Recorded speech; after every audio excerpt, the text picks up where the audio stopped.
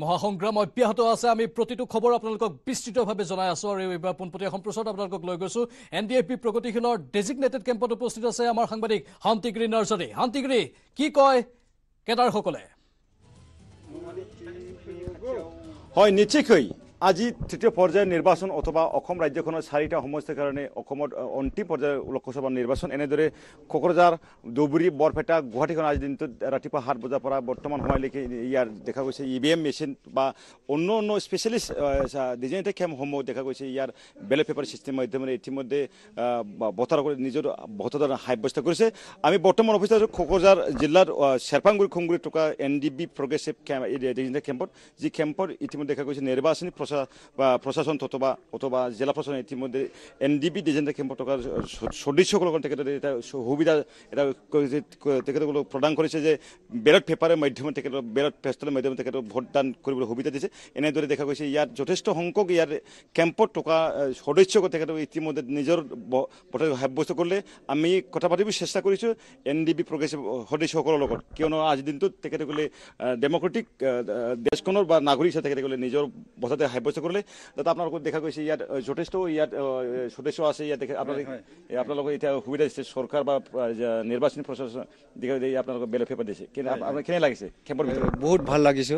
মানে আমি পোষ্টেল ভোটৰ বেলট পেপাৰৰ দ্বাৰা আমি পোষ্টেল ভোট দিলোঁ, বহুত ভাল লাগিছে। এতিয়া আপোনালোকৰ ইয়াত 4টা কাউণ্টাৰ বহাইছিলে, ইতিমধ্যে 2টামান কাউণ্টাৰ ইতিমধ্যে সমাপন হ'ল। তেখেতসকলৰ আপোনালোকৰ ভোটদান হ'ল? 2টা কিবা কি বুলি কয় শেষ হৈ গ'ল আৰু এটা বাকী আছে। সমাপন হৈ গ'ল 2টা কিবা চেণ্টাৰটো, আৰু এটা বাকী আছে। আপোনালোকে ইয়াত বেলট পেপাৰ পাবৰ কাৰণে আপোনালোকে এপ্লাই কৰিছিলে? হয় হয়, আমি এপ্লাই কৰিছিলোঁ। এপ্লাই কৰা মতে আহিল আৰু আমি ভোটদান কৰিলোঁ। এনেদৰে এনডিবি প্ৰগ্ৰেছিভ সদস্য তেখেতসকলে নিজৰ ভোটাধিকাৰ সাব্যস্ত কৰিলে। ইতিমধ্যে দেখা গৈছে ইয়াৰ বেলট পেপাৰৰ মাধ্যমে তেখেতসকলে ইতিমধ্যে ইয়াত দেখা গৈছে সুন্দৰ পৰিৱেশৰ মাধ্যমে। দাদা, ইয়াত দেখা গ'লেও সুন্দৰ পৰিৱেশ। আপোনালোকৰ ইয়াত বাহিৰত যাব লগা নহ'লে আপোনালোকে ইয়াত আপোনালোকে সুবিধা পালে? ঠিক আছে, আমি ইয়াতে একদম বহুত সুন্দৰকৈ দিলোঁ।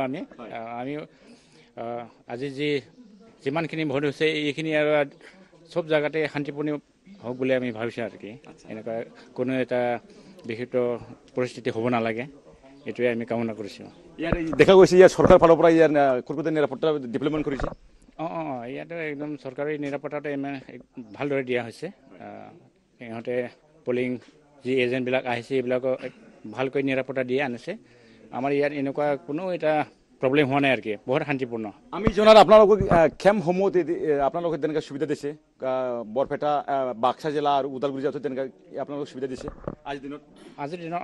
আমাৰ এই বাক্সাৰ কেম্পতো হৈছে, ওদালগুৰিটোতো এইটো তাতো এনেকুৱাই হৈছিলে।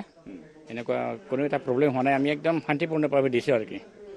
হয়, এনেদৰে যিসকল ব্যক্তিয়ে বৰ্তমান সময়ত কেম্পত আছে তেখেতসকলৰ সদস্যসকলৰ যিটো সুবিধাৰ্থে ইলেকশ্যন কমিশ্যন অফ ইণ্ডিয়া তথা ৰাজ্যিক ইলেকশ্যন কমিশ্যন ইতিমধ্যে তেখেতসকলৰ এনডিবি কেম্প যিটো প্ৰগ্ৰেছিভ কেম্প তেখেতসকলক সদস্যসকলৰ নিজৰ ভোটাধিকাৰ সাব্যস্ত কৰিবৰ কাৰণে সুবিধা দিবৰ কাৰণে আজিৰ দিনটোত এনেদৰে কোকৰাঝাৰ জিলাৰ কুংগুৰি, বাক্সা জিলাৰ